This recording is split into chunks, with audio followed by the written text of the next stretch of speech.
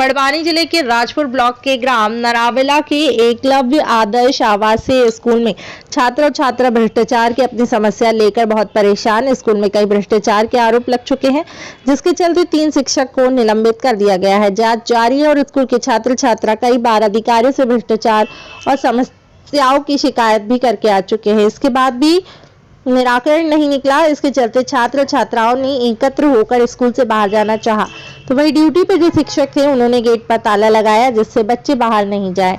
School के छात्र छात्रा बहुत उत्तेजित होकर स्कूल के मुख्य द्वार को तोड़कर बाहर निकले हैं और समझाने पे स्कूल में कोई प्रशासनिक अधिकारी नहीं आया। अगर समय रहते प्रशासनिक अधिकारी स्कूल के अंदर जाकर उन्हें समझाते तो शायद रुक भी जाते। छात्र छात्रा बताते हैं कि स्कूल में 437 छात्र और छात्राओं की सीटें हैं और इतने ही भर्ती है, पर मात्र 30 चादर है उनके पास जो पहले से हैं वो आज तक है और नया गणवेश भी कभी नहीं दिया, वही पुराने गणवेश है।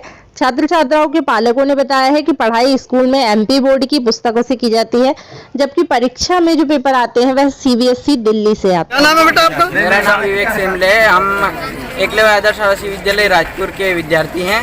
हम अपनी मांगों को और पिछले 3 वर्षों तक जो हमारी प्राचार्य रही पद्मावती जैन, उनके खिलाफ घोटाले भ्रष्टाचार के आरोप लगे हैं, क्योंकि उन्होंने 3 वर्ष से हमें कुछ नहीं दिया। इसी को लेकर आज हम यहाँ पर आए हैं। 15 से 20 किलोमीटर हम यहाँ पर पैदल आए हैं। कहाँ से पैदल आ रहे बेटा?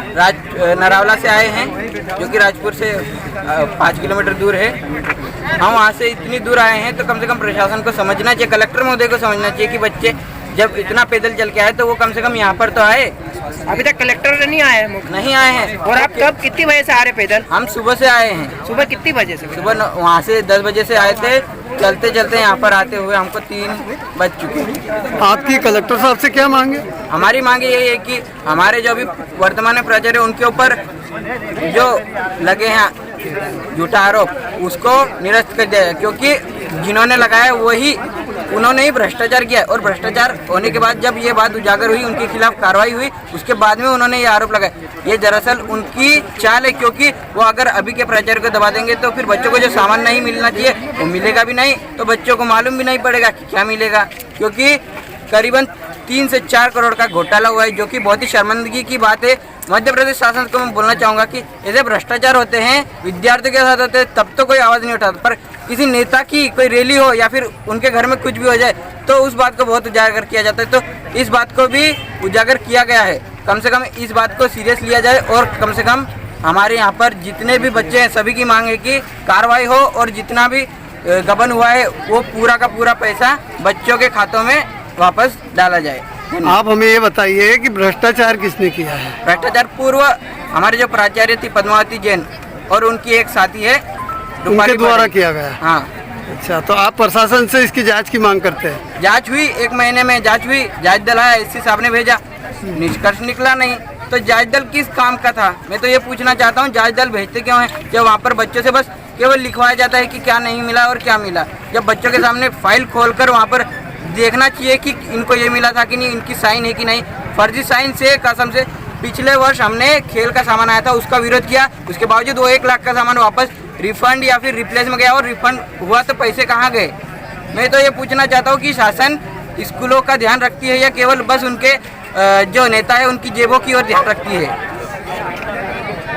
बच्चों को पिछले वर्ष की कुछ सामग्री नहीं प्राप्त होने संबंधी शिकायत थी, जिसके संबंध में वो आज स्कूल से निकले थे, जिसके संबंध में पूर्व में आवेदन दिए गए थे, जिस पर जांच हुई है। संबंधित दोषी लोगों को पहले ही निलंबित किया जा चुका है, उनके विरुद्ध कार्रवाई चल रही है और बाकी उनकी जो दूसरी समस्याएं हैं उनका समाधान त्वरित तरीके से किया जाए। सर, सुनने में आ रहा है कि करोड़ों रुपए का भ्रष्टाचार हुआ है वहाँ पर। इस संबंध में अभी मुझे कोई जानकारी नहीं है, क्योंकि मैं 2 दिन पहले ही ज्वाइन हुआ हूँ। जो भी दस्तावेजों में गड़बड़ियाँ पाई जाएगी, कमियां होगी, उनके विरुद्ध निश्चित रूप से कार्रवाई होगी। पूर्व में भी सर इसके ऊपर कोई शिकायत के ऊपर कार्रवाई हुई थी, उसके ऊपर कोई संज्ञान नहीं लिया गया? मैं इसका संज्ञान लूँ।